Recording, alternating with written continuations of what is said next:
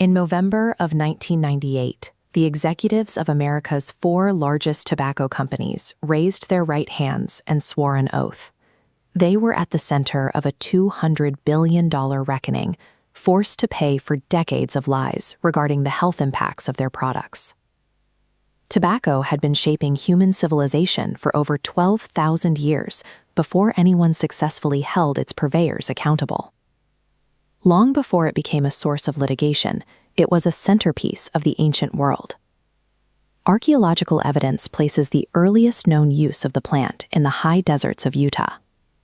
Inside a fireplace dating back 12,300 years, researchers found these, the dried seeds of wild desert tobacco, used by humans long before the invention of farming or written language. For indigenous civilizations like the Maya, the plant was a sacred bridge to the spiritual realm. They used it in religious rites to carry prayers upward, connect with ancestors, and treat ailments like snake bites and toothaches. This original purpose, spiritual connection and medicine, stands as a stark contrast to the plant's modern identity. Over time, it became a highly engineered, mass-produced mechanism for lethal addiction. The shift toward a global habit began in 1492. After Columbus arrived in the Caribbean, his crew watched the Taino people smoke dried leaves through tubes. Sailors like Rodrigo de Jerez brought the practice back to Spain, where the sight of smoke coming from a man's nose was so jarring that the Inquisition briefly imprisoned him for it. By 1560, French diplomat Jean Nicot was promoting tobacco to the French court as a miracle cure for everything from headaches to lung congestion. His enthusiasm was so influential that the plant's scientific name, Nicotiana, and its primary addictive chemical, nicotine, were both named after him. The plant then spread with a speed rarely seen in agricultural history. Portuguese and French traders carried it to African outposts, the Ottoman Empire, and across Asia. Within a single human lifetime, tobacco had reached virtually every corner of the known world. In less than a century, tobacco moved from a localized indigenous ritual to a global staple, establishing a commercial footprint that ignored every cultural and religious border. This global demand saved the struggling Jamestown colony. In 1612, John Rolfe planted sweeter Spanish tobacco seeds in Virginia soil. The resulting crop was so popular in England that by 1627, the colony was exporting 500,000 pounds of tobacco a year, turning a dying settlement into a financial powerhouse. However, tobacco is a destructive crop. It rapidly exhausts the land, stripping it of nutrients within 3 or 4 seasons. To keep the profits flowing, planters had to constantly push further inland, seizing new territory from indigenous peoples as their old fields turned to dust. The labor required to maintain these expanding fields was brutal and constant. When the supply of indentured servants from England proved unreliable, Virginia planters looked for a permanent solution. In 1619, the arrival of 20 enslaved Africans marked the beginning of a new labor model for the industry. The relentless biological needs of the tobacco plant provided the economic foundation for American chattel slavery. By the late 19th century, tobacco was ready for industrialization. James Buchanan Duke acquired the Bonsack rolling machine, which could produce 120,000 cigarettes in 10 hours. This chart illustrates the impact.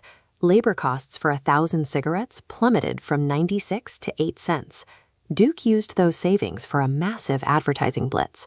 By 1890, his American Tobacco Company controlled 90% of the market, creating one of the first great monopolies. The World Wars finalized the cigarette's status as a daily necessity. Unlike pipes or cigars, cigarettes were practical for trench warfare. They fit in a pocket and could be smoked quickly between shellings. After the wars, smoking became a cultural default. Hollywood glamorized the habit on screen, and medical journals even featured doctors endorsing specific brands. By 1963, nearly half of all American adults were smokers, consuming over 4,000 cigarettes per person annually. Mechanical innovation and wartime integration had succeeded in making a once niche luxury an unavoidable habit for half the population. But by the early 1950s, the industry faced a crisis. Landmark statistical studies had finally proven a direct link between smoking and lung cancer. In 1953, the leaders of the major tobacco firms met at the Plaza Hotel in New York.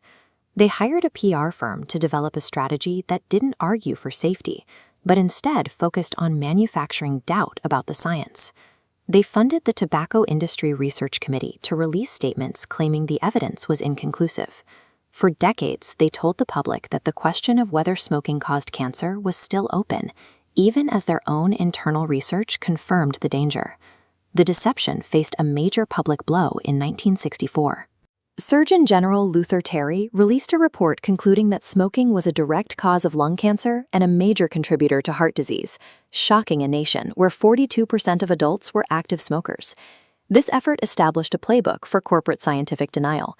Major companies knowingly sacrificed the health of millions to protect their market share. The industry's defenses finally collapsed in 1994 when internal memos leaked, proving the companies had known for decades that nicotine was addictive and that their products were lethal. They had even developed specific strategies to target children. This led to the 1998 Master Settlement Agreement. The four largest companies agreed to pay states over $200 billion and accepted strict bans on billboard advertising and marketing to minors. While traditional smoking rates began to fall, the industry adapted. In the early 2000s, a new technology emerged: vaping. These sleek, electronic devices offered a new way to deliver the same addictive chemical at the center of the story.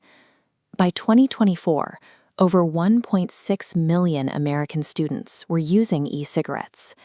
The use of flavored products and sleek marketing mirrored the very tactics that the 1998 settlement was designed to stop.